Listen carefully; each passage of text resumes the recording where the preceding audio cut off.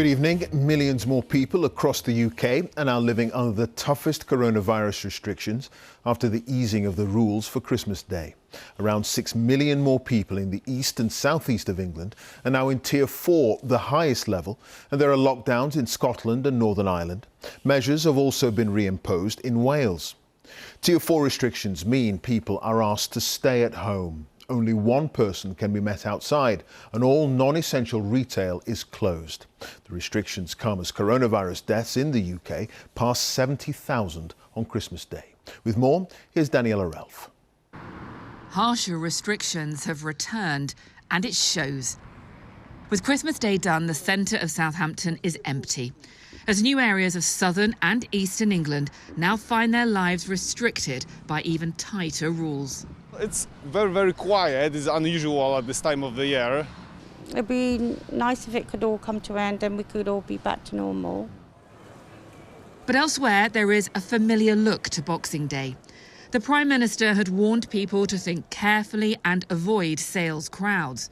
In Leeds, though, still in Tier 3, the prospect of a bargain drew some people out. I always got the sales on Boxing Day for the bargains. Yep. And I don't like doing online, so I wanted to support the shops as well. Enjoying it so far. Just a shame we can't go and sit and have a coffee somewhere, or perhaps a glass of wine. I think it's a lot quieter than we were expecting. It's all a bit eerie, but we've got what we needed and it was nice. But the staff all looked a little bit not as festive as well. So yeah, it's definitely a different feeling. There is one activity the hardiest can still do despite restrictions. Open water swimming here in Somerset has been a lockdown comfort for many. It's just addictive. It's just something that for your mental health, to keep you sort of balanced and a reset from a busy job. It's just perfect. Across the UK, harsher rules are now in force.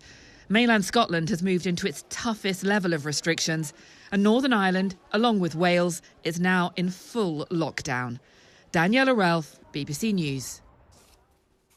Storm Bella has brought heavy rain and winds of more than 80 miles an hour to the UK. The Met Office has issued warnings for parts of England, Wales, Northern Ireland and southern Scotland, with coastal areas expected to be worst hit. More than 1,000 people in Bedfordshire have already been advised to leave their homes due to flooding, as Anissa Kadri explains. A rise in the river levels here caused rising anxiety. 1,300 households were told to evacuate. Police said the flooding situation overrides the requirement to stay in your own home, according to Tier 4 coronavirus restrictions. We've ended up doing kind of what we've done in the past kind of few years anyway, so oddly enough it's ended up being kind of a more sociable Christmas than we were planning on. Debbie Ward had police turn up at the door late on Christmas Eve telling her she should evacuate, but she chose not to. You worry, you panic, it was rising quite fast and has come up, but luckily it's not reached the top of our step and coming in the house. Bedford International Athletics Stadium was one of the emergency assistance centres set up for people who had nowhere else to go. We've had all of the measures in place to protect people from the spread of the virus. It's Christmas Day yesterday, Boxing Day today, obviously. And our hearts just go out to people that have now, with all that going on, now had some of the highest level floods for over 20 years thrown at them. Here in Bedford town centre, the levels of the River Great Ouse peaked in the early hours of this morning. It's now, the authorities say, receding. More rain's expected as different parts of the country prepare for Storm Bella. Anissa Kadri, BBC News. The UK's chief Brexit negotiator has hailed the new trade deal with the EU as one of the biggest and broadest agreements ever. Lord Frost says it marks the beginning of a moment of national renewal. Parliament is being recalled on Wednesday to debate and vote on the agreement. The former MI6 officer George Blake, who became one of the Cold War's most infamous double agents, has died at the age of 98. As a Soviet spy, he betrayed hundreds of Western agents in Eastern Europe. Our Moscow correspondent Steve Rosenberg reports. He had a Russian home, a Russian wife, even a Russian name, Georgy Ivanovich. But George Blake was a British intelligence officer who became one of the most notorious double agents of the Cold War.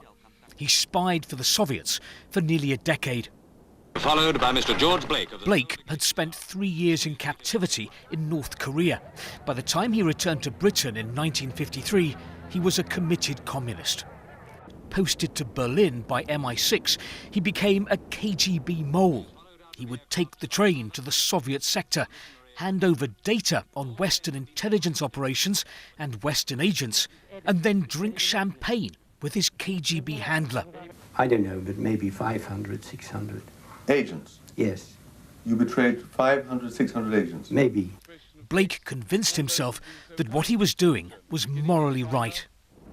He was eventually jailed in Britain for 42 years, but in 1966 he escaped from prison and fled to Moscow, where he was hailed as a hero.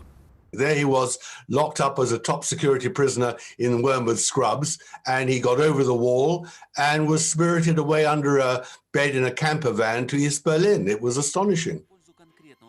In a message of condolence, President Putin described George Blake as courageous, an outstanding professional, adding that his memory would remain in Russian hearts forever.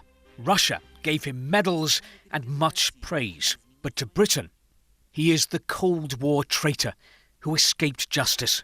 Steve Rosenberg, BBC News, Moscow. One of horse racing's most prestigious trophies, the King George VI Chase, has been won by a woman jockey for the first time in its 83-year history. Bryony Frost's victory on Frodon at Kempton Park also saw her become the most successful female jump jockey of all time. Joe Wilson has more. Boxing Day sport, jockeys in face masks, perfectly 2020. The horses have no idea what tier Kempton may be in, as ever, they race. And they're on their way. The King George is Boxing Day tradition. That doesn't mean every year is a repeat. Look at Frodon at the front, the blue and white silks of Bryony Frost. Well, the favourites loomed, but as the fences passed, it was still Frodon.